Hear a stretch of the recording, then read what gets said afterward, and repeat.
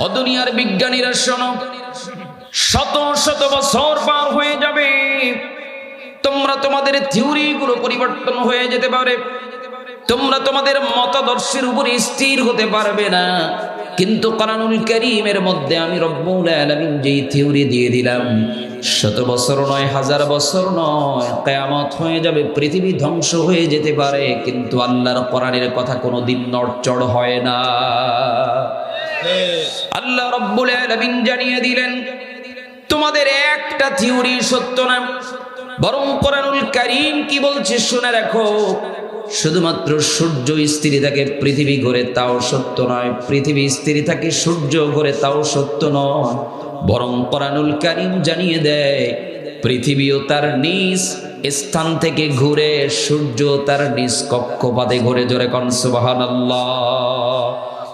দুনিয়ার মানুষগুলো শুনে নাও, ফজরের নামাজ একদিন তুমি উঠতে পারো নাই ঘুমের কারণে, রমজানের রোজা একটি রাখতে পারো নাই তোমার ওজরের কারণে, বান্দা বান্দি তুমি আমার হুকুম পালন করতে পারো নাই, দুনিয়ার বিভিন্ন অজুহাত দেখিয়েছো।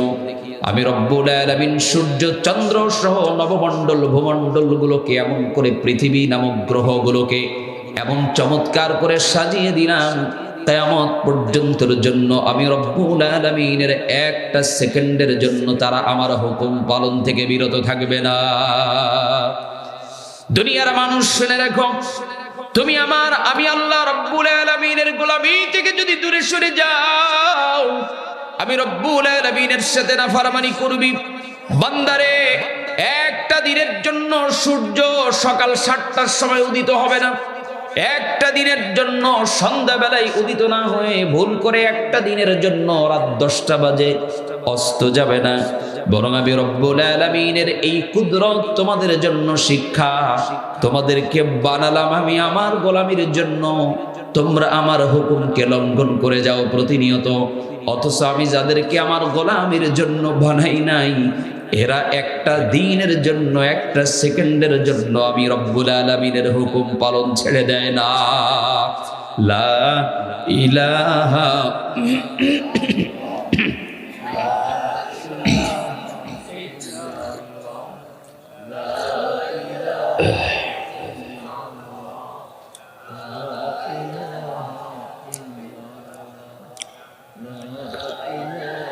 বেস কমাই দিতে হবে, রিভার্ব বাড়াতে হবে, এই বক্সের আওয়াজ বাড়ানো, একটু শ্বাস টানতেছে, গলা টানতেছে।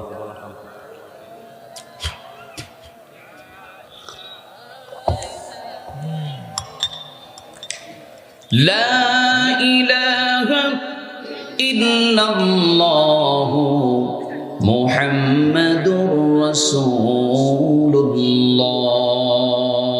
সাল্লাল্লাহু আলাইহি ওয়াসাল্লাম। আমার প্রাণের ভাইয়েরা, কোরআনুল কারীম কে আল্লাহ রব্বুল আলামিন কমপ্লিট কোড অফ লাইফ, মানুষের জন্য পূর্ণাঙ্গ জীবন বিধান হিসেবে নাজিল করলেন। সুবহানাল্লাহ বলেন। এই কোরআনুল কারীমের মধ্যে এমন কোন তথ্য পাবেন না পৃথিবীর জমিনে যেই তথ্য কোরআন দেয় নাই, কিন্তু মানুষ আবিষ্কার করতে পেরেছে না। এমনকি সমুদ্রের সাবমেরিন চলে, সাবমেরিন থেকে শুরু করে যত মানুষ প্রযুক্তি আবিষ্কার করেছে, সব কিছুর তথ্য পেয়েছে আল্লাহর কালাম থেকে। জোরে কোন সুবহানাল্লাহ। আমি আমার ক্ষুদ্র জ্ঞানে যতটুকু বুঝেছি কোরআন থেকে, যদি একটা একটা করে প্রমাণ দেই তাহলে রাত শেষ হয়ে যাবে। আমি ওদিকে আর লম্বা করতে চাচ্ছি না, কিন্তু আমার কাছে তথ্য আছে আলহামদুলিল্লাহ। কোরআন আপনি জানেন না, তাই কোরআনের মাহাত্ম্য বুঝছেন না। কোরআনকে শুধুমাত্র ধর্মীয় কিতাব বলে, কোরআনুল কারীমটাকে শুধুমাত্র মসজিদের মেম্বার পর্যন্ত সীমাবদ্ধ রাখতে চান, অথচ কোরআনুল কারীমের মধ্যে এমন কোনো তথ্য নাই যেটা আপনি কোরআনের মধ্যে পাবেন না। তাহলে কোরআনুল কারীমের কি কিছু অংশ মানবেন আর কিছু অংশ মানবেন না? মানলে সবটা মানার দরকার আছে না নাই? দুনিয়ার জমিনে যদি সমাজনীতি করতে হয়, সেটাও কোরআন যেমনে বলেছে তেমনে মানবো। দুনিয়ার জীবনে যদি অর্থনীতি পরিচালনা করতে হয়, তাও কোরআন যেভাবে বলেছে আমি সেইভাবে মানবো। দুনিয়ার জীবনে যদি রাজনীতি করতে হয়, তাও কোরআন যেমনে বলছে রাজনীতি যদি করতে হয়, তাহলে আল্লাহর কোরআনের নির্দেশিত পথেই রাজনীতি করব। কথা বলেন ঠিক কিনা? জীবন যদি পরিচালনা করতে হয় তাও কোরআনুল কারীম যেমনে বলে তেমনে পরিচালনা করব। যদি এই জীবনটাকে আল্লাহর জন্য বিলীন করে দিতে হয়, মৃত্যু নামক এই পেয়ালাকে বরণ করে নিতে হয়, মরণের পেয়ালাটাকে হাসি মুখে গ্রহণ করে নিব, বাতিলের কাছে কোনোদিন মাথা নত করব না। জীবন দিয়েছেন যিনি, ওই মহান রব্বুল আলামিনের কাছে শাহাদাতের নজরানা পাশ করে দেব। ধরে বলেন ঠিক না বেঠিক? জীবন কয়টা? আর একটু আসতে বলেন। দ্বিতীয়বার ফিরে আসার আশা আছে নাকি কারো? আমি একটু বলি আপনাদেরকে, বিছনায় শুয়ে যদি মরতে হয় সেটাও মরণ, নাকি ওটার অন্য কোনো নাম হয়? সেটাও মরণ। মরণের পেয়ালা আপনাকে পান করতেই হবে। আবার যদি জিহাদের ময়দানে রণাঙ্গনে বাতিলের বিরুদ্ধে মুক্ত হস্তে জীবনটাকে হাসি মুখে কেবলমাত্র আল্লাহর দিন প্রতিষ্ঠার জন্যে, আল্লাহর দিনকে জিন্দা করার জন্যে, আল্লাহর কোরআনের দান ও মান রক্ষা করার জন্যে, আল্লাহর দেওয়া জমিনে আল্লাহর দেওয়া জীবনটাকে যদি আল্লাহর জন্য উৎসর্গ করে দিতে হয়, তাও যদি সে আমরা আল্লাহর জন্য উৎসর্গ করে দিতে পারি, তাহলে আল্লাহর নবী বিশ্ব নবী বলেছেন, দুনিয়ার গোলামেরা শুনে রাখো, একটা পিপিলিকায় কামড় দিলে যতটুকু ব্যথা লাগে, দুনিয়ার জমিনে মানুষগুলো চেয়ে চেয়ে দেখবে শাহাদাতের নজরানা যে ব্যক্তি পেশ করে, যে বান্দা শহীদ হয়ে যায়, তার হয়তো হাত নাই, তার হয়তো পা নাই, তাকে হয়তো ফাঁসির কাস্টে ঝুলিয়ে দেওয়া হচ্ছে, তাকে হয়তো দুনিয়ার জীবন থেকে কষ্ট দেওয়া হচ্ছে। আল্লাহর কসম, আল্লাহর নবীর হাদিস সত্য না মিথ্যা? আল্লাহর নবী বলেছেন, আল্লাহর কসম, তোমরা দেখবা বান্দা ছটফট করতেছে কষ্টে, মৃত্যুর যন্ত্রণা কত হচ্ছে, ফাঁসির কাস্টে ঝুলতেছে, কষ্ট পাচ্ছে, জবাই করে দেওয়া হয়েছে, তার রক্তগুলো বের হচ্ছে, দেহটা লাফাচ্ছে। আল্লাহর কসম, সে কোনো কষ্ট পায় না। এটা শুধু তার দেহ লাফায়, রূহটা চলে যায় আল্লাহর জান্নাতে। সে বান্দা কষ্ট পায় না। একটা পিপিলিকার সাথে উপমা দিয়েছেন আল্লাহর নবী। পিপিলিকায় কামড় দিলে যতটুকু না ব্যথা লাগে, তার থেকে কম ব্যথা লাগে একজন শহীদের মৃত্যুবরণে। সুবহানাল্লাহ বলে। এ মরণ কি আমরা চাই না? যদি সেটা কোরআনের জন্য হয়, রাজি আছি সবাই? যদি সেটা নবীর ইজ্জতের জন্য হয়, রাজি আছি সবাই? যদি সেটা আল্লাহর দ্বীন কায়েমের জন্য হয়, রাজি আছি সবাই? নতুন পাইতারা শুরু হয়েছে। কাদিয়ানীরা আবার মাথা ঝাড়া দিয়ে উঠেছে। বাংলা একটি কথা বলে, পিপিলিকার ডানা গজায় মরিবার তলে। ঠিক কিনা? কাদিয়ানীদেরকে অমুসলিম ঘোষণা করা বর্তমান গোটা বিশ্বের মুসলমানদের ঈমানি দায়িত্ব। কথা বলেন ঠিক না বেঠিক? নবীর পরে নবী নাই, এটা যদি কেউ মানে, নবীজির পরে বিশ্ব নবী রাহমাতুল্লিল আলামিনের পরে পৃথিবীতে আর কোন নবী আছে? কিয়ামত পর্যন্তর জন্য আর কোন নবী আসবে?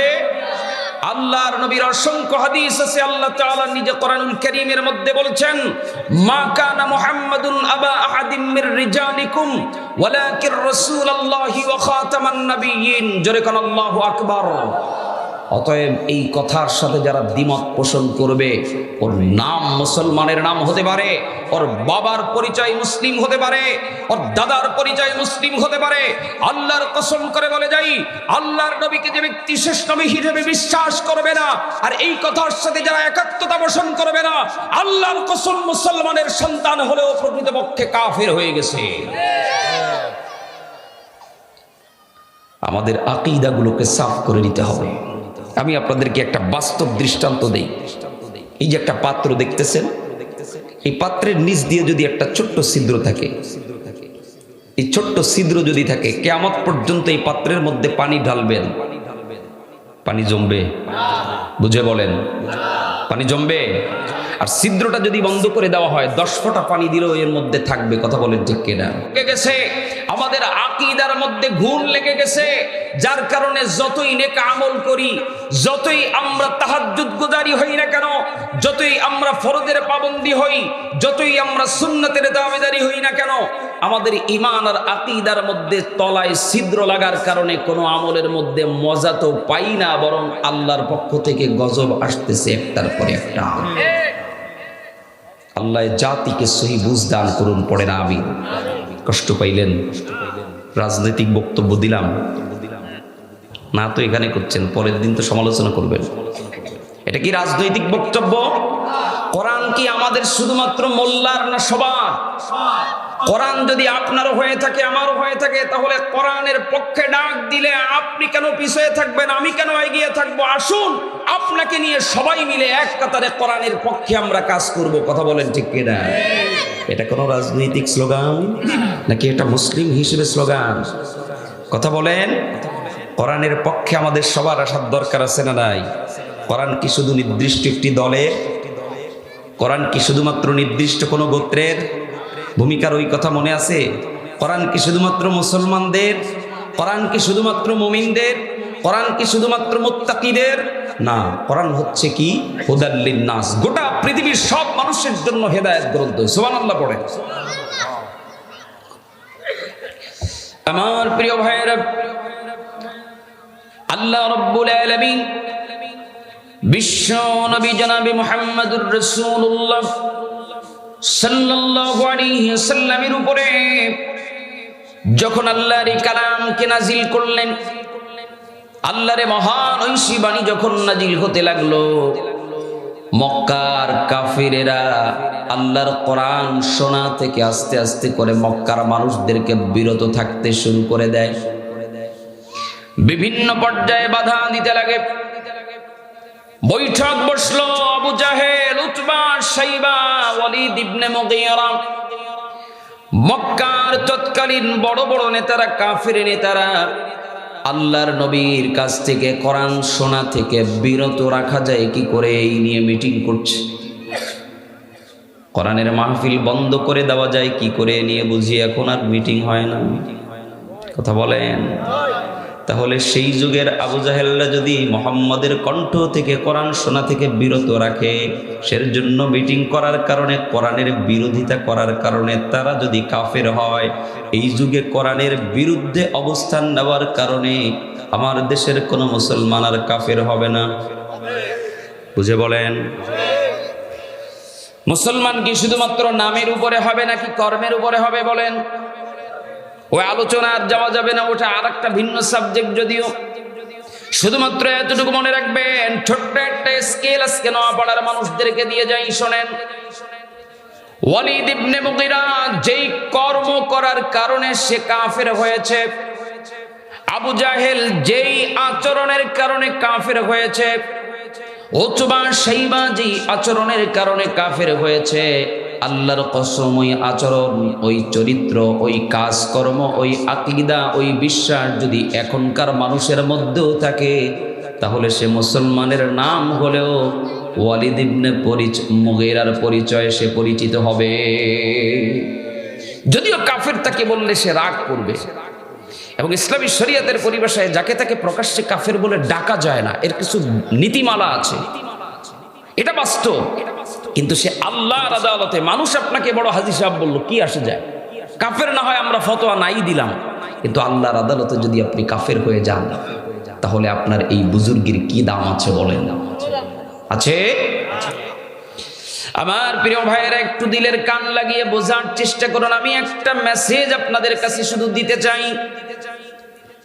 আল্লাহর কালাম যখন মক্কার মানুষদের কাছে আল্লাহর নবী বিশ্ব নবী প্রচার করতে শুরু করলেন, রাহমাতুল লিল আলামিন নবী মধুর কণ্ঠে কোরআনুল কারীম তেলাওয়াত করেন। মক্কার যেই মানুষটা আল্লাহর নবীর কণ্ঠ থেকে একবার তেলাওয়াত শুনতে যায়, ওই মানুষটা আর স্বাভাবিক অবস্থায় ফিরে যায় না। আল্লাহর নবীর কণ্ঠ থেকে কোরআনুল কারীম শ্রবণ করে সে ইসলাম গ্রহণ করে বাড়িতে চলে যায়। আমার প্রিয় ভাইয়েরা, শুধুমাত্র তৎকালীন অবস্থাটা বোঝানোর জন্য দুই এক কথাই বলে যাই, এটা লম্বা হিস্ট্রি। কাফের নেতারা তাকিয়ে তাকিয়ে লক্ষ্য করছে নবী মুহাম্মদুর রাসূলুল্লাহ সাল্লাল্লাহু আলাইহি ওয়াসাল্লামের কণ্ঠ থেকে যদি মানুষকে কোরআন শোনা থেকে বিরত রাখা না যায়, তাহলে মানুষগুলো এইভাবে করে কোরআনুল কারীম যতই শুনবে ততই মুগ্ধ হবে, আর যতই মুগ্ধ হবে ততই কালিমা পড়ে মুসলমান হয়ে যাবে। মানুষদেরকে আমরা আর আমাদের আগের ধর্মে ফেরত পাবো না। এবার তারা নতুন ষড়যন্ত্র শুরু করলো। আমরা গভীর রাতে পাহারা দিব, কে যায় মুহাম্মদের বাড়িতে কোরআন শুনতে? আর শুনতে দিব না। কাফের নেতারা পাহারা দেওয়ার জন্য পরামর্শ করলো। তারা যখন পরামর্শ করলো, পরামর্শ করে এবার বাড়িতে নবীজি মুহাম্মদুর রাসূলুল্লাহ সাল্লাল্লাহু আলাইহি ওয়াসাল্লামের বাড়িতে পাহারা দিবেন। কে কিভাবে পাহারা দিবেন কিছু প্ল্যান পরিকল্পনা করলো, কিছু চক আঁকলো, কিছু ম্যাপ করলো। সব কিছু শেষ। এবার যখন পাহারা দেওয়ার পালা এসেছে, ওয়ালিদ ইবনে মুগীরার পাহারা দেওয়ার যেদিন পালা, সে চলে গেছে পাহারা দেওয়ার জন্য। সন্ধ্যা নামতে না নামতেই নবীজি মুহাম্মদুর রাসূলুল্লাহ সাল্লাল্লাহু আলাইহি ওয়াসাল্লামের বাড়ির পথের কিনারায় দাঁড়িয়ে আছে। কে যায় নবীজির বাড়িতে? সন্ধ্যা হয়ে গেছে, যেহেতু মক্কায় ডিক্লার হয়ে গেছে কেউ মুহাম্মদের বাড়িতে কোরআন শুনতে যাবে না সাল্লাল্লাহু আলাইহি ওয়াসাল্লাম। শেষ পর্যায়ে উনি লক্ষ্য করল, ওয়ালিদ ইবনে মুগীরা লক্ষ্য করছে গভীর রাত হয়ে গেছে, এখন আর আমাদের ভয়ে আর কেউ মুহাম্মদ সাল্লাল্লাহু আলাইহি ওয়াসাল্লামের বাড়িতে কোরআন শুনতে আসবে না। কিন্তু আল্লাহর নবী, বিশ্ব নবী রাহমাতুল লিল আলামিন গভীর রজনীতে আল্লাহর কালাম তিলাওয়াত করার জন্য যখন যায় নামাজে দাঁড়িয়ে গেলেন, রাহমাতুল লিল আলামিন যার উপরে কালামুল্লাহ নাজিল হয়েছে আর রাহমাতুল লিল আলামিনের কণ্ঠে তেলাওয়াত, কি মধুর, কি মজার তেলাওয়াত। এখনো পর্যন্ত যখন মিশরের কারীরা তেলাওয়াত করে মানুষগুলো খয়ের মতন ফুটতে থাকে, ঈমান দীপ্ত হয়ে যায়। মক্কাতুল মুকাররমার তেলাওয়াত যখন শুরু হয়ে যায়, মদিনাতুল মুনাওয়ারার এমনিতেই আবহাওয়া স্নিগ্ধ, আর যখন তেলাওয়াত শুরু হয়ে যায়, হাজী সাহেবেরা সাক্ষী দিতে পারবেন ভালো, আমরা যারা স্বচক্ষে দৃষ্টান্তগুলো দেখার সুযোগ হয়েছে, যদিও কোরআনের অর্থ বুঝি না, কিন্তু যারা কোরআনের অর্থ বুঝে মধুর কণ্ঠের তেলাওয়াত শুনে আবেগ ধরে রাখতে পারে না, মধুর কণ্ঠের তেলাওয়াত শুনে আবেগে চোখ দিয়ে বেয়ে বেয়ে পানি পড়ে যায়।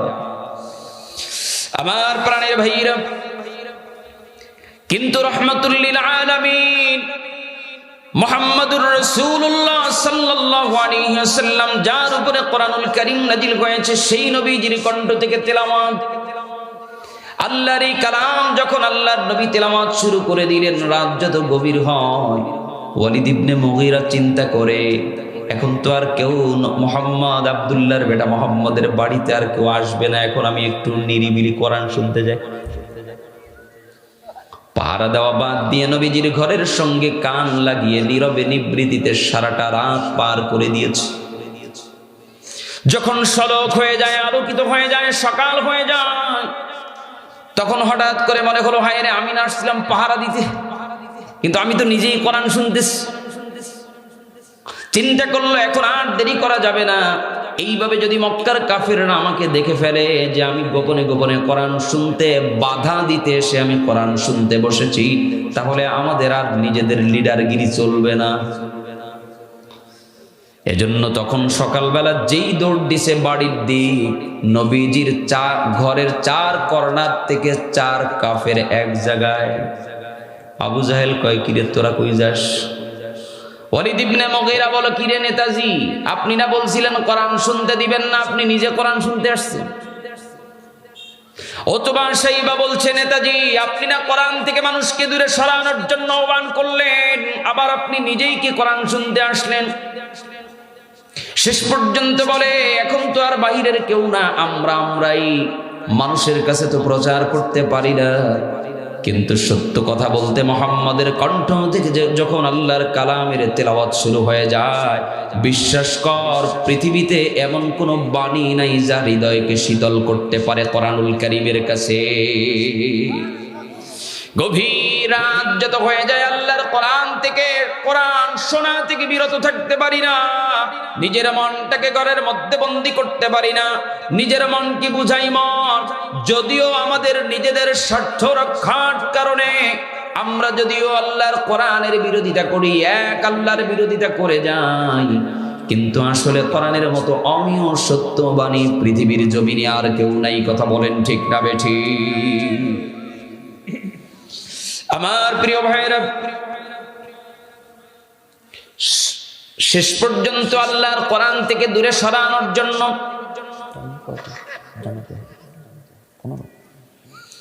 আল্লাহর কালামে হাকিম থেকে দূরে সরানোর জন্য কাফের নেতারা এবার পরামর্শ করলো, না না, আমরা এইভাবে কোরআন থেকে দূরে সরাতে পারবো না। কারণ আমরা যখন পরামর্শ করি ঠিকই আমরা নিজেরাও কোরআন শোনা থেকে দূরে থাকতে পারি না, ঠিকই পাগলের মতো ছুটে যাই। না না, এইভাবে করে দূরে সরানো যাবে না, বরং আমরা কোরআনুল কারীম থেকে দূরে মানুষকে সরানোর জন্য নতুন ফন্দি আঁটতে হবে। মনোযোগ আছে আপনাদের? ঠিক না তো? মনোযোগ আছে সবার? কোরআন থেকে দূরে সরানোর নতুন পাইতারা এবার শুরু হয়ে গেল। পরামর্শ করলো, কাফের নেতারা পরামর্শ করলো, না না না, মুহাম্মাদের দরবার থেকে যতই মানুষকে দূরে সরানোর জন্য যায় ততই মানুষগুলো কেমন যেন পাগলের মতো ছুটে যায়।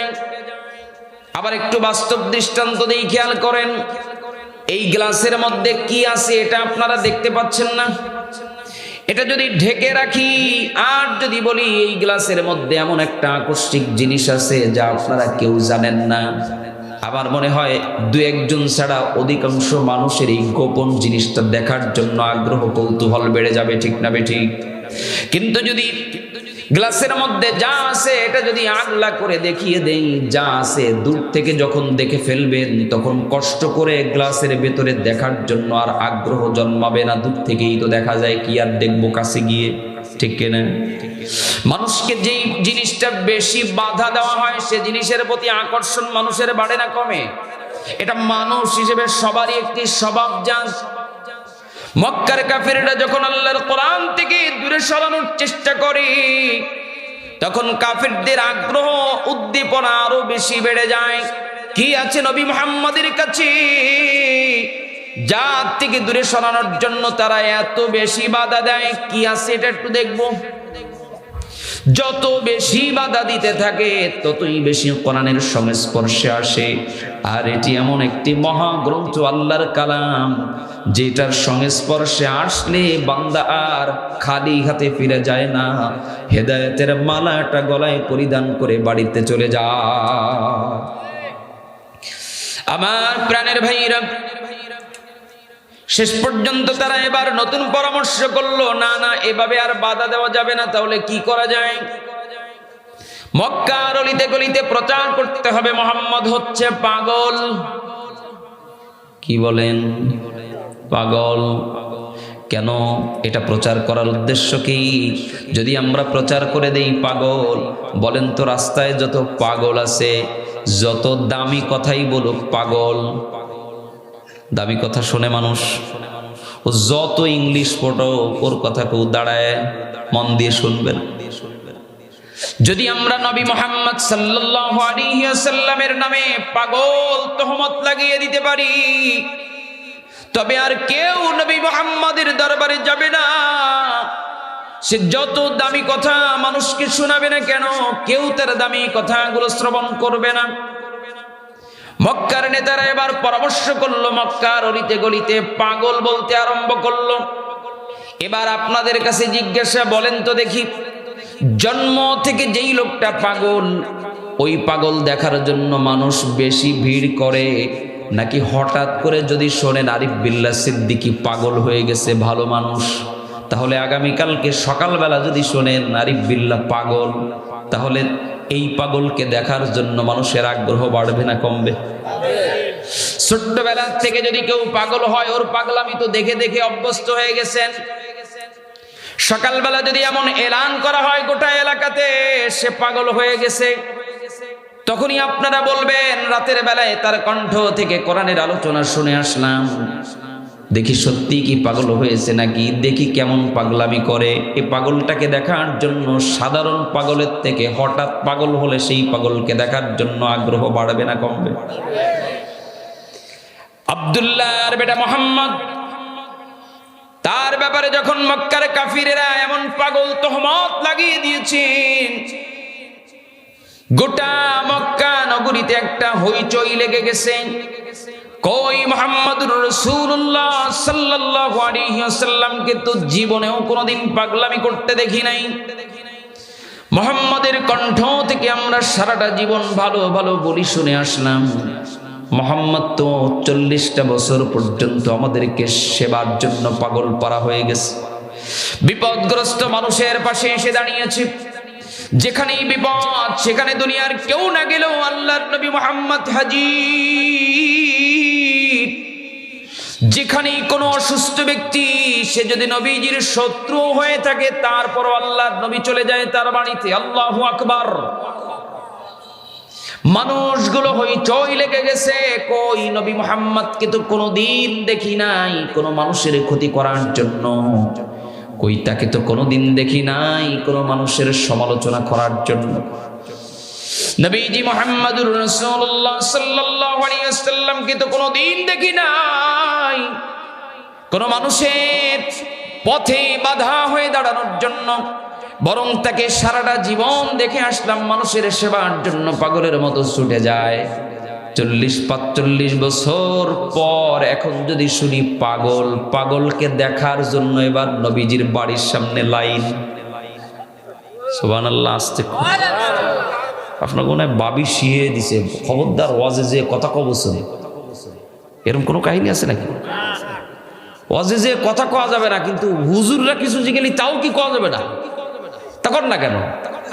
আমি তো মনে করছি ঘুমাচ্ছেন মনে হয় সন্ধ্যার সময়। আছেন ময়দানে? বলেন তো আল্লাহু আকবার। এই আওয়াজগুলো এত সময় জিয়ে রাখছিলেন, আছে দেন না কেন? দেন না, কৃপণতা করেন। আমি চিল্লাচ্ছি, আমার কণ্ঠ ভাঙে না? আমার কষ্ট হচ্ছে না? কবেন যে হুজুর আপনারা তো চিল্লার টা হবে না, কড়কড়ি নোট। আরে ভাই, কোরআনের ময়দানে শুধু টাকার জন্য মানুষ আসে না। আসে না। আমরা চিল্লাবো কার জন্য? এ কণ্ঠ দিয়েছেন কে?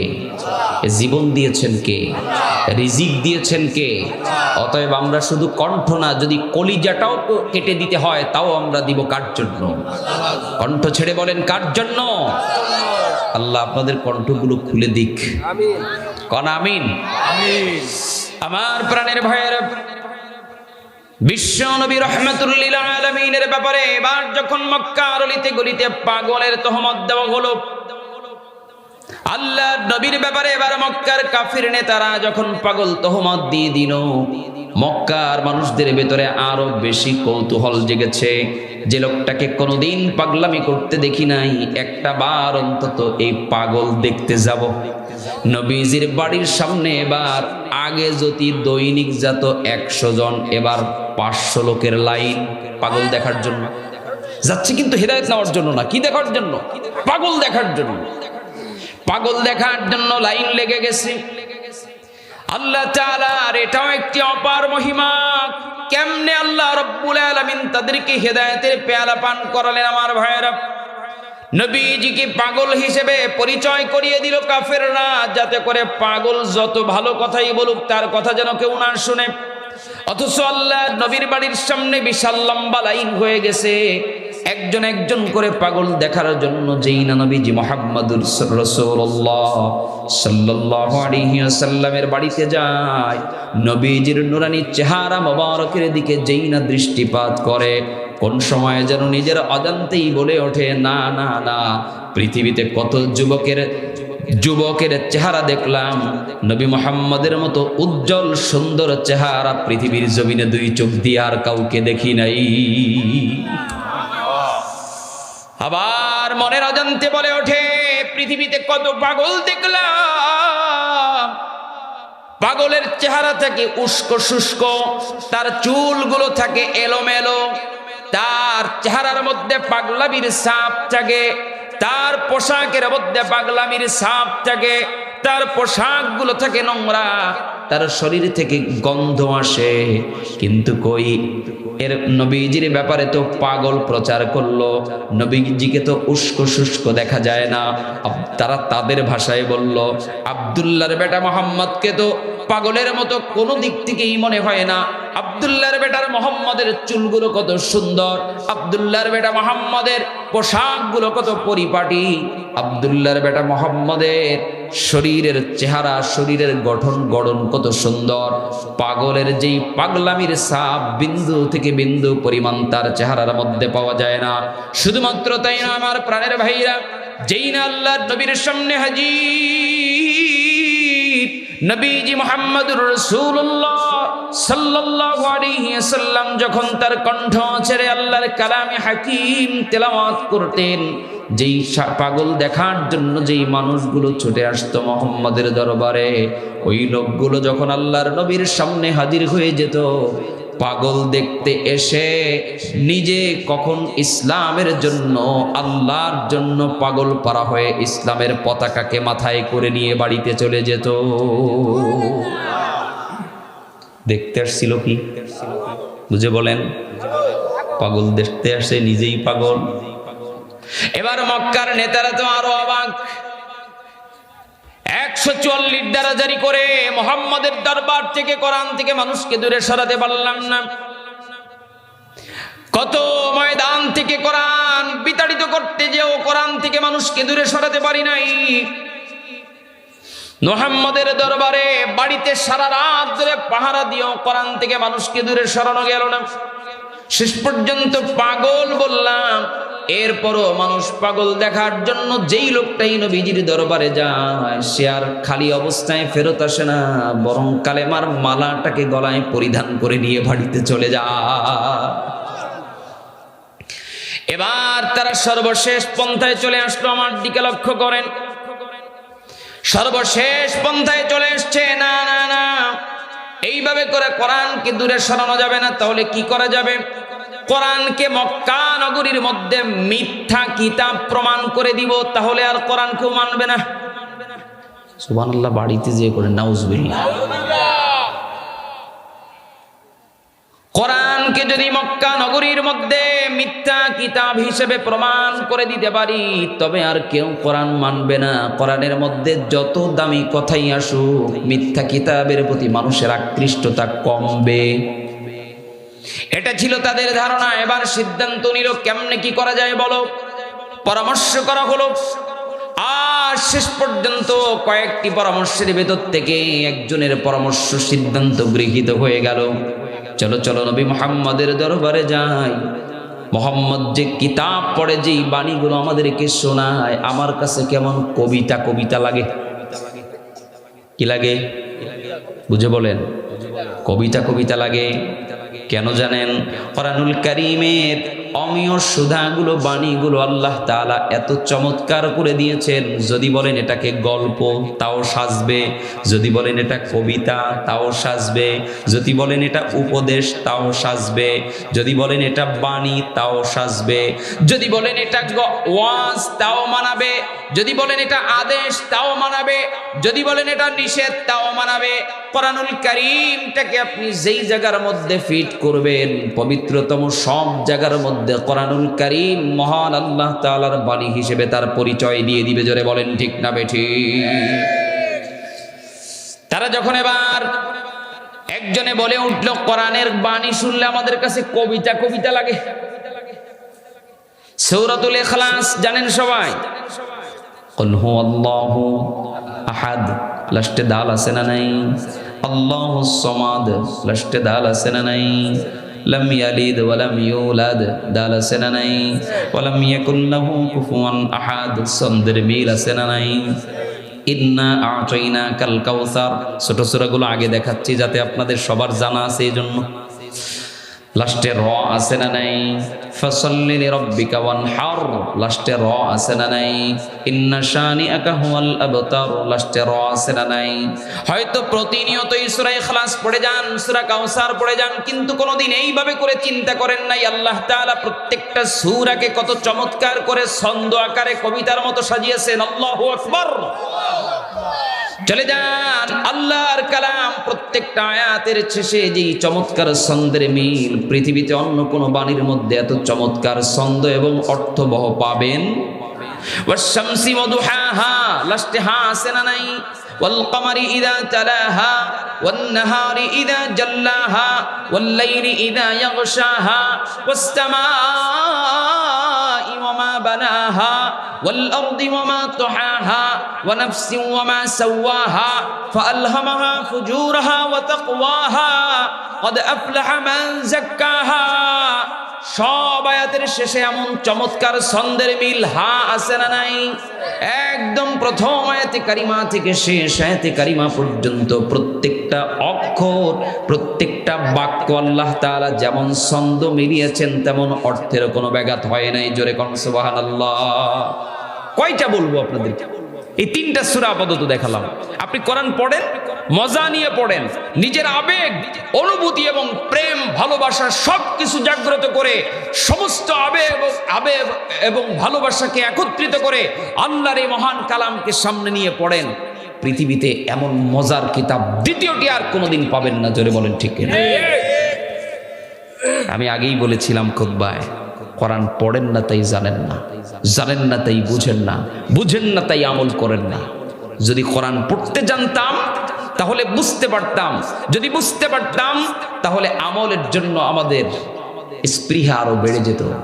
কোরআনের কাছে আসবেন না দূরে যাবেন? জোরে বলেন। যারা বলেন নাই আপনারা কোন দলের? কোরআনের দলের না কোরআনের বিরুদ্ধে? কোরআনের দলে থাকবেন না ভাগবেন? কারা কারা ভাগবেন দুই হাত তুলে আল্লাহকে দেখা।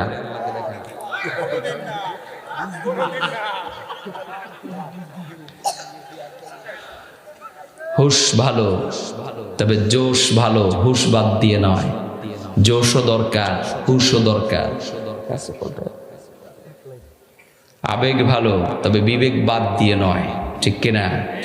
যদি বিবেক বাদ দিয়ে আবেগে কাজ করে বসো, তারপরে শেষ বেলায় ভিডিও ভাইরাল হয়ে যাবে যে আমার তখন আবেগ কাজ করছিল, বিবেক কাজ করে নাই। ঠিক না বেটি? আবেগও যেমন দরকার, বিবেকও তেমন দরকার আছে না নাই? শেষ পর্যন্ত থাকবেন তো ইনশাআল্লাহ? কারা কারা থাকবেন? নারায়ে তাকবীর। আল্লাহ আমাদের সবাইকে কবুল করুন। পড়ে না আমিন।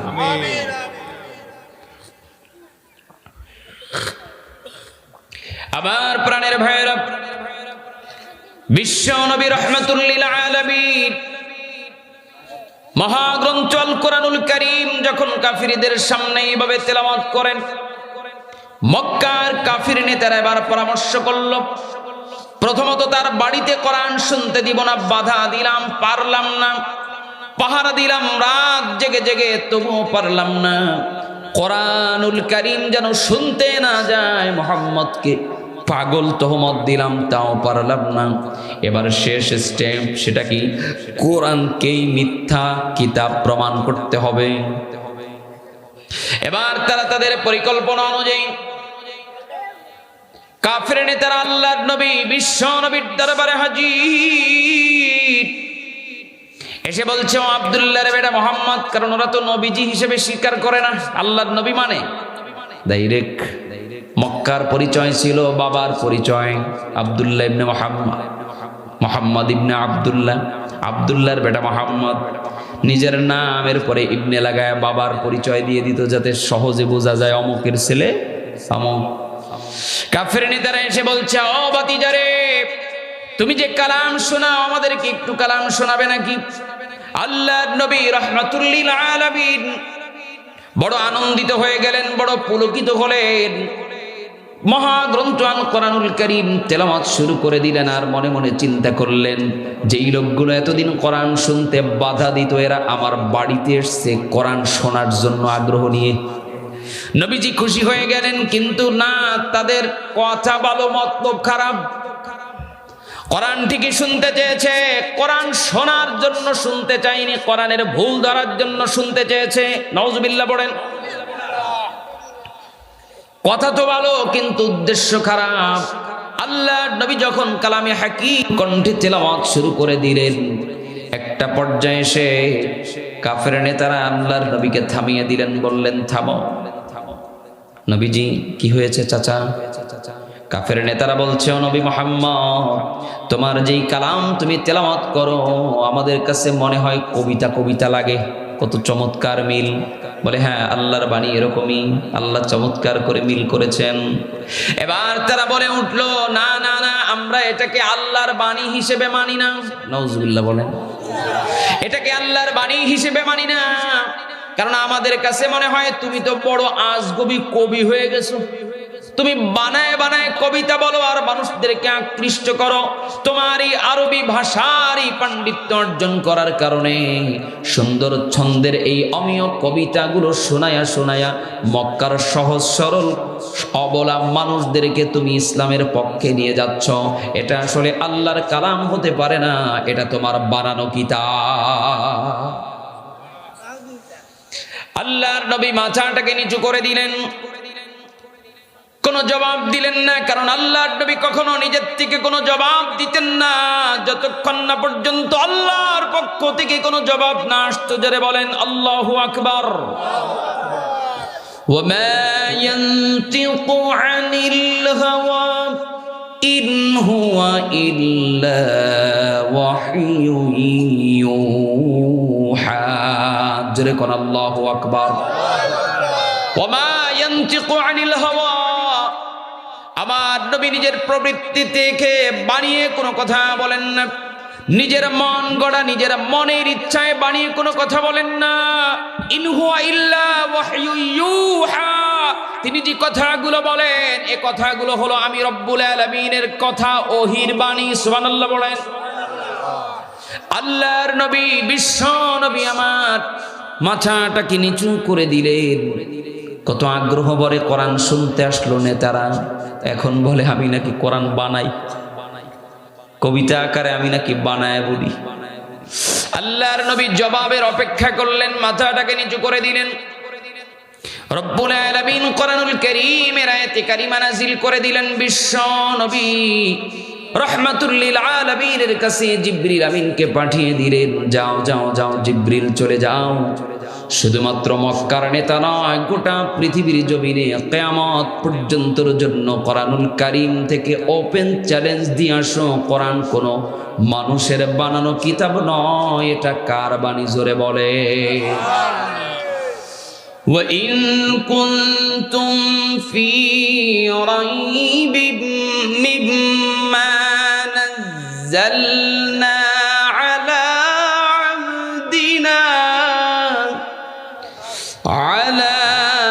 عَبْدِنَا فَأْتُوا بِسُورَةٍ مِّن مِّثْلِهِ وَادْعُوا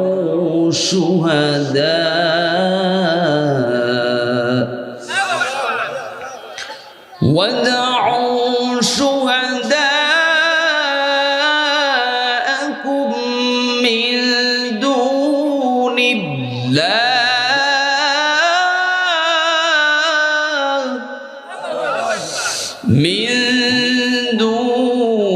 الله إن كنتم صادقين।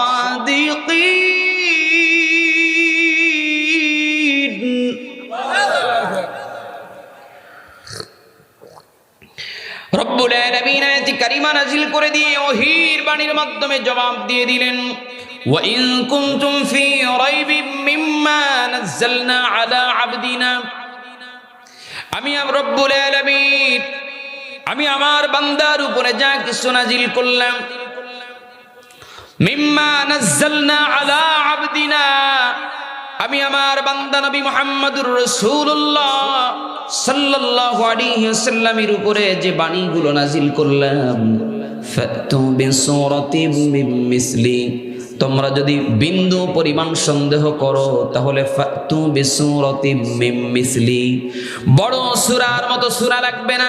একটু আওয়াজ করে বলেন তো, কোরআনুল কারীমের বড় সূরা কোনটা? বলেন বলেন। সূরাতুল বাকারা। সব থেকে ছোট সূরা কোনটা? সূরাতুল, না মুখ কি খোলে না এলাকার মানুষ। সূরাতুল, বাকি যারা জবাব দিলেন না আপনারা কি চিন্তা রয়েছেন?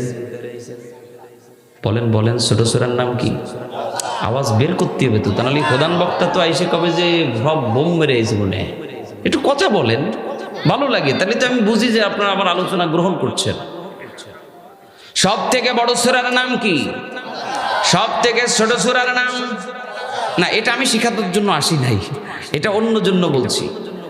এবার আল্লাহর নবী, বিশ্ব নবী, রাহমাতুল লিল আলামিন, নবী মুহাম্মদুর রাসূলুল্লাহ সাল্লাল্লাহু আলাইহি ওয়াসাল্লামের উপরে আয়াতে কারিমা নাযিল করে দিয়ে রব্বুল আলামিন এবার গোটা পৃথিবীর সব মানুষের জন্য কিয়ামত পর্যন্তর জন্য ওপেন চ্যালেঞ্জ দিয়ে দিলেন, কোরআনুল কারীমের সব থেকে বড় সূরা সূরা বাকারার মতো সূরা লাগবে না, সব থেকে ছোট সূরা সূরাতুল কাউসারের মতো পূর্ণাঙ্গ সূরাও লাগবে না, সূরাতুল কাউসারের মতো ফাতু বিসূরা মিন মিসলি, সূরা কাউসারের মতো এমন আরেকটি সূরা তাফসীরের কিতাবের মধ্যে আসছে, পুরো সূরাও আল্লাহর নবীকে দেওয়া হলো না, কাফের ডেকে দিতে বললেন না।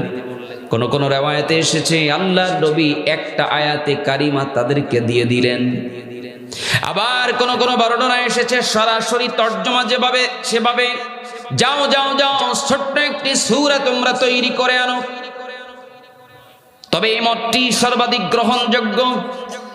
আর যে বর্ণনাটি পাওয়া যায় আল্লাহর নবী, বিশ্ব নবী, রাহমাতুল লিল আলামিন কাফের নেতাদেরকে কোরআনুল কারীমের ছোট্ট সূরা সূরাতুল কাউসারের প্রথম আয়াতে কারিমা দিয়ে দিলেন, আর দিয়ে তাদেরকে বলে দিলেন, যাও যাও তোমরা যদি সত্যবাদী হয়ে থাকো, ইন কুনতুম সাদিকিন, যদি নিজেদেরকে সত্যবাদী হিসেবে প্রমাণ করতে চাও, পরিচয় দিতে চাও, তাহলে কোরআনুল কারীমের বড় সূরা লাগবে না, ছোট্ট একটি সূরার মতো আরেকটি সূরা তোমরা তৈরি করে আনো। একটা আয়াতে কারিমা আল্লাহর নবী দিয়ে দিলেন, ইন্না আ'তাইনাকাল কাউসার, কাফির নেতাদের কাছে ছোট্ট একটি আয়াতে কারিমা তাদের কাছে দিয়ে দিলেন, আর তাদের কাছে ওপেন চ্যালেঞ্জ দিয়ে দিলেন, কোরআনুল কারীমের ছোট্ট আয়াতে কারিমাটি তোমরা নিয়ে যাও, কিয়ামত পর্যন্তর জন্য সময় দিয়ে দিলাম, যদি তোমরা আল্লাহ ব্যতীত অন্য কারো সাহায্য সহযোগিতাও দরকার হয় তাও তোমরা নাও, কারো আপত্তি নাই। আল্লাহ ব্যতীত অন্য কারো সহযোগিতারও যদি দরকার হয় তাদের সহযোগিতা নিয়ে হলেও কোরআনুল কারীমের ছোট্ট সূরার এই ছোট্ট আয়াতে কারিমার মতো আরেকটি আয়াতে কারিমা তোমরা বানিয়ে তারপরে প্রমাণ করো। ওয়ালাইকুম আসসালাম। আল্লাহর নবী রাহমাতুল লিল আলামিন কাফের নেতাদের হাতে যখন সূরাতুল কাউসারের এই প্রথম আয়াতে কারিমাটি তুলে দিলেন, কাফের নেতারা আল্লাহর নবীর হাত থেকে এই ছোট্ট সূরার প্রথম অংশটি নিয়ে মক্কার নগরীর সব বড় বড় পণ্ডিতদেরকে দাওয়াত করলেন। মক্কাতে তৎকালীন সময়ে কবিতা আবৃত্তি, গান, কৌতুক এগুলোর খুব বেশি তৎপরতা ছিল। বড় বড় কবি সাহিত্যিকদেরকে দাওয়াত করা হলো, তাদেরকে ভালো আপ্যায়ন করা হলো, যথা সম্মান মর্যাদা দিয়ে তাদেরকে সম্মানিত করা হলো। শেষ পর্যায়ে তাদেরকে বলা হলো, আমরা ছোট্ট একটা বাক্য এনেছি নবী মুহাম্মদ সাল্লাল্লাহু আলাইহি ওয়াসাল্লামের কাছ থেকে, একটা বাক্যের মতো মাত্র আরেকটা বাক্য তোমাদেরকে বানিয়ে দিতে হবে, কাজ হলো এতটুক, আর কিছু না। নবীজির কাছ থেকে যেই ছোট্ট বাক্যটি এনেছি, এই বাক্যের মতো আরেকটি ছোট্ট বাক্য তোমাদেরকে বানিয়ে দিতে হবে। নেতারা বড় বড় কবি সাহিত্যিকদের হাতে ছোট্ট আয়াতে কারিমাটি তুলে দিয়ে বলল, যদি এই আয়াতের মতো, এই বাণীর মতো আরেকটি বাণী তোমরা বানিয়ে দিতে পারো, তাহলে গোটা জিন্দেগি নিয়ে আর কোনো চিন্তা করতে হবে না, সারাটা জীবনের জন্য রাষ্ট্রীয় কোষাগার থেকে তোমাদের ভরণ পোষণ সহ সম্মানের চাদর বিছিয়ে দেওয়া হবে। উদ্দেশ্য হলো কোরআনুল কারীমের মতো আরেকটি আয়াত যদি বানিয়ে দেওয়া যায়, তাহলে আর কোরআন নিয়ে নবী মুহাম্মদ আমাদের মাঝে সত্য কিতাব হিসেবে আমাদের কাছে দাওয়াত দিতে পারবে না। কোরআনুল কারীমটাকে আমরা বানোয়াট মিথ্যা কিতাব হিসেবে প্রমাণ করে যদি দিতে পারি, তাহলে আর এই কোরআনুল কারীমের কথা কেউ শ্রবণ করবে, কেউ শুনতে যাবে না। কোরআনের যত দামি কথাই থাকুক না কেন, এ কোরআনের কাছে মানুষ আর ভিড়বে না। তখনই আমরা কোরআন থেকে মানুষকে দূরে সরাবো। আর গোটা বিশ্বের সব নাস্তিক্যবাদীরা একমত, কোরআন থেকে যদি মানুষকে দূরে সরানো যায়, ওই মানুষটাকে চিরদিনের জন্য গাফেল করে দেওয়া যাবে। জোরে বলেন ঠিক না বেঠিক? বিশ্বনবী রাহমাতুল লিল আলামিন নবীজি মুহাম্মদুর রাসূলুল্লাহ সাল্লাল্লাহু আলাইহি ওয়াসাল্লাম, আল্লাহর নবী যখন কাফের নেতাদের হাতে সূরাতুল কাউসারের প্রথম আয়াত, মাত্র একটি আয়াতে কারিমা তাদের হাতে তুলে দিলেন, কাফের নেতারা এবারও বড় বড় কবি সাহিত্যিকদের নিয়ে পরামর্শ করলো। একে একে করে সবাই মেলানোর চেষ্টা করলো। কিভাবে সম্ভব আরেকটি আয়াতের মতো আরেকটি আয়াত মিলানো যায় কিনা? বড় বড় কবি সাহিত্যিকেরা সবাই বসে পরামর্শ করছে। বিভিন্ন ভাষা পণ্ডিতেরা পর্যন্ত একমত হয়েছে, হ্যাঁ আমরা পারবো। কারণ তাদের বল মত হচ্ছে, কোরআনুল কারীম তো আমরা কোনোদিন দেখি নাই, কিন্তু বড় বড় কবিতার বই তো আমাদের লেখা আছে না নাই? সালাম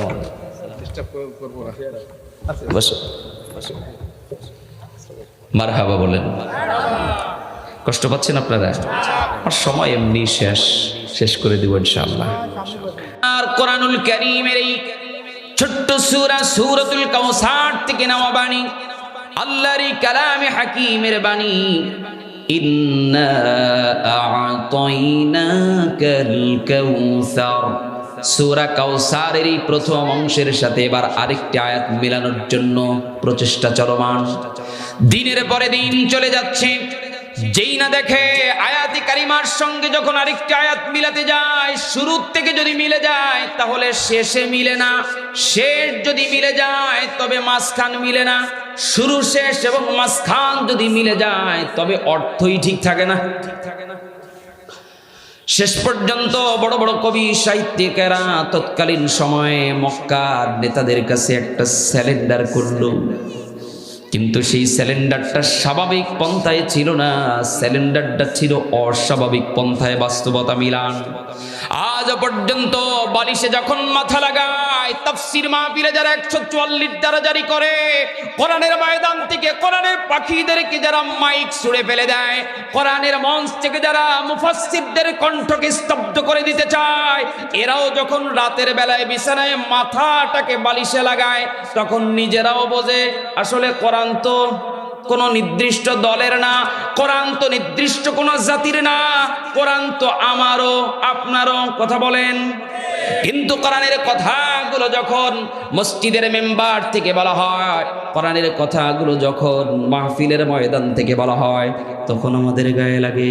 কিন্তু কোরআনের তেলাওয়াত যখন তারাবির মধ্যে গোটা রমজানুল মোবারকের মধ্যে একটা খতম হাফেজ সাহেব তেলাওয়াত করে, বলেন তো রমজানে যেই খতম তেলাওয়াত করা হয়, ওই কোরআন আর তাফসীর মাহফিলের কোরআন কি আলাদা নাকি? আলাদা। তাফসীর মাহফিলে যেই কোরআনুল কারীম দিয়ে তাফসীর করা হয়, নামাজে সুমধুর কণ্ঠে যেই কোরআনুল কারীম পড়া হয়, দুইটা কি আলাদা কোরআন নাকি? ও প্রাণের ভাইরা, রাগ করেন না, ভালোবাসা এবং আবেগ নিয়ে আপনাকেও কলিজায় টেনে নিতে চাই, রাগ করবেন না, বরং নিজেও বোঝার চেষ্টা করেন। তারাবির নামাজে তেলাওয়াত করার কারণে হাফেজ সাহেবকেও ফুলের মালা দেন 27-এর রাতে, দেন, আমার আপত্তি নাই, আমি নিজেও একজন হাফেজ, আমিও সম্মান বোধ করি। এটা কোরআনুল কারীম তেলাওয়াত করার কারণে মসজিদের ইমাম সাহেবের বাবা দেন, কারি সাহেব যখন সুমধুর কণ্ঠে তেলাওয়াত করে, তেলাওয়াতের প্রতিধ্বনিতে মানুষগুলো ক্ষয়ের মতো ফুটতে থাকে, আনন্দ পায়, মজা পায়, ঈমান দীপ্ত হয়ে যায়। আল্লাহু আকবার। এটা ভালো দিক, এটার কোনো সমালোচনা করার সুযোগ নাই।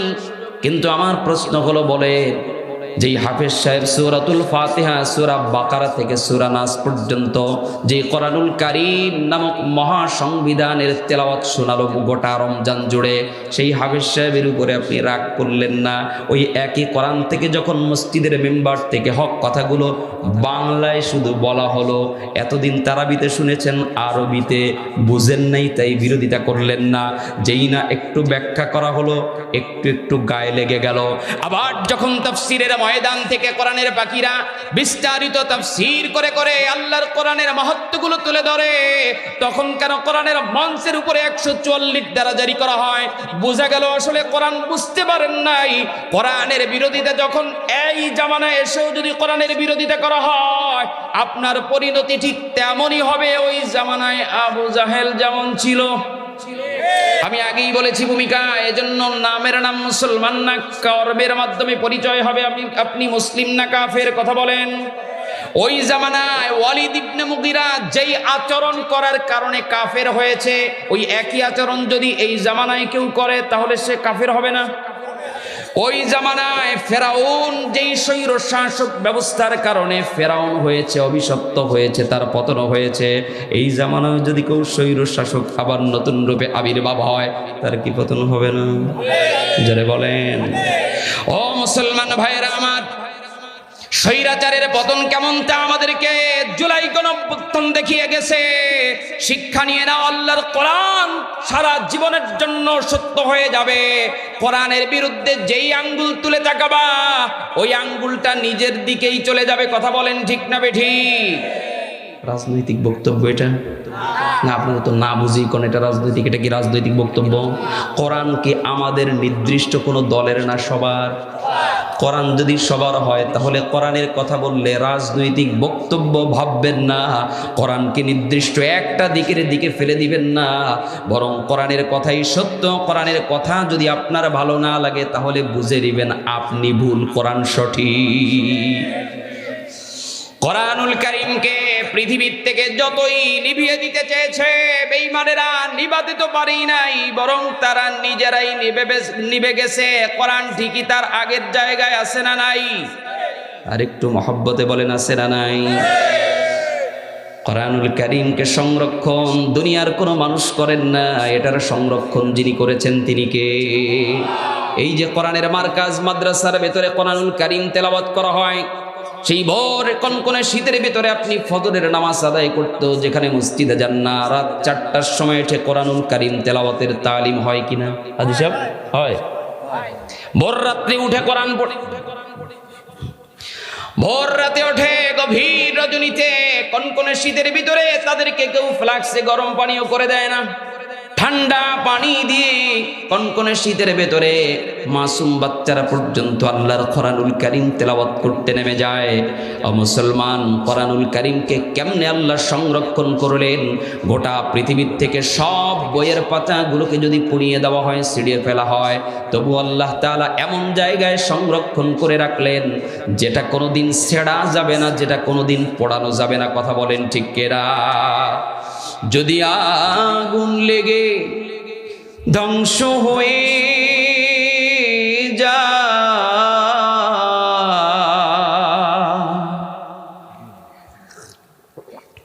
ধ্বংস হয়ে কোরআনুল কারীমের মাহাত্ম্য শুনে একজন হিন্দু নকুল কুমার বিশ্বাস এই গানটি লিখেছে। আমি আপনাদেরকে শুধুমাত্র উৎসাহ প্রদানের জন্য এই 5 মিনিটের একটা গানের ভেতরে যেই মেসেজ আছে 1 ঘন্টা বয়ান করেও বোঝানো মুশকিল হবে, এই কথাটা বলেই আমি আমার আলোচনা আজকের মতো এখানে শেষ করছি। যদি আগুন লেগে ধ্বংস হয় পৃথিবীর সব বইয়ের দোকান, যদি আগুন লেগে ধ্বংস হয় পৃথিবীর সব বইয়ের দোকান, তবে বিশ্ব থেকে হারাবে না পবিত্র কোরআন। হারাবে কি? এখানে সুরের কিছু নাই, বরং কথাগুলো বোঝার চেষ্টা করেন। গোটা পৃথিবীর থেকে সব কোরআনুল কারীমের বিরোধিতা করতে গিয়ে যদি সব কোরআনুল কারীমের কপিগুলোকে ছিঁড়ে ফেলে দাও, কোরআনুল কারীমের কপিগুলোকে যদি আগুন দিয়ে পুড়িয়ে দাও, আল্লাহর কসম কোরআনুল কারীমটাকে আল্লাহ তাআলা এমন জায়গায় সংরক্ষণ করে রেখেছেন যা কোনোদিন আগুন দিয়ে পুড়বে না, যা কোনোদিন ছিড়বে না, কোনোদিন পানিতেও ভিজবে না। ঠিক না বেঠিক? যদি আগুন লেগে ধ্বংস হয় পৃথিবীর সব বইয়ের দোকান, তবে বিশ্ব থেকে হারাবে না পবিত্র কোরআন, তবে বিশ্ব থেকে হারাবে না পবিত্র কোরআন। করা যাবে কি? করবে কেমন করে কোরআন ধ্বংস আগুনের তেজ? করবে কেমন করে কোরআন ধ্বংস আগুনের তেজ? আছে বিশ্ব ভরা অগণিত কোরআনের হাফেজ। এই আওয়াজ ন পড়ার মানুষের আসতে ঠিক না জোরে ঠিক? গোটা বিশ্বে লক্ষ কোটি হাফেজ কোরআনদের সিনার মধ্যে আল্লাহ তাআলা কোরআন সংরক্ষণ করে রেখেছেন। সে কোরআনের তালিম মাদ্রাসার পক্ষে আপনারা আছেন তো? করবে কেমন করে কোরআন ধ্বংস আগুনের তেজ? আছে বিশ্ব ভরা অগণিত কোরআনের হাফেজ। তারা ছাপিয়ে আসমানি গ্রন্থ, তারা ছাপিয়ে আসমানি গ্রন্থ, বাঁচাবে ইসলামের মান, তবে বিশ্ব থেকে হারাবে না পবিত্র কোরআন, তবে বিশ্ব থেকে হারাবে না পবিত্র কোরআন। যদি আগুন লেগে ধ্বংস হয় পৃথিবীর সব বইয়ের দোকান, যদি আগুন লেগে ধ্বংস হয় পৃথিবীর সব বইয়ের দোকান, তবে বিশ্ব থেকে হারাবে না পবিত্র কোরআন, তবে বিশ্ব থেকে হারাবে না পবিত্র কোরআন। আসতে বলবেন না, জোরে বলেন। কথাগুলো ঠিক না বেঠিক? দেখো পাকিস্তানে জিয়া মরল দুর্ঘটনায় ভাই, দেখো পাকিস্তানে জিয়া মরল দুর্ঘটনায় ভাই। বিমান পুড়ে ছাই হয়েছে, কোরআন পুড়ে নাই। মনে আছে আপনাদের? পাকিস্তানে বিমান দুর্ঘটনায় জিয়া পড়েছে, গোটা বিমান পুড়ে ছাই হয়ে গেছে। ওখান থেকে বের হয়ে এসছে আল্লাহর কোরআন ছিল, একটা অক্ষর পর্যন্ত পড়ে নাই। জোরে বলেন আল্লাহু আকবার। দেখো পাকিস্তানের জিয়া মরল দুর্ঘটনায় ভাই, দেখো পাকিস্তানের জিয়া মরল দুর্ঘটনায় ভাই। বিমান পুড়ে ছাই হয়েছে, কোরআন পুড়ে নাই। গ্রন্থ যেমন ছিল তেমন আছে, গ্রন্থ যেমন ছিল তেমন আছে, একটি সূরাও ভয় নিলান, তবে বিশ্ব থেকে হারাবে না পবিত্র কোরআন। যদি আগুন লেগে ধ্বংস হয় পৃথিবীর সব বইয়ের দোকান, যদি আগুন লেগে ধ্বংস হয় পৃথিবীর সব বইয়ের দোকান, তবে বিশ্ব থেকে হারাবে না পবিত্র কোরআন, তবে বিশ্ব থেকে হারাবে না পবিত্র কোরআন, তবে বিশ্ব থেকে হারাবে না পবিত্র কোরআন।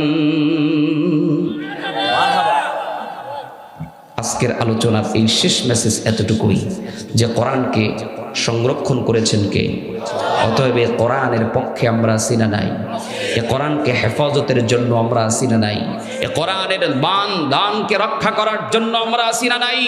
এ রক্তগুলো জমিনে ঢেলে দিতে হয়, তবু আমরা আল্লাহর জন্য, কোরআনের জন্য আমাদের বুকের তাজা রক্তগুলো ঢেলে দিয়ে শাহাদাতের পেয়ালা বরণ করে কারা কারা আল্লাহর জান্নাতের মেহমান হতে রাজি? নারায়ে তাকবীর।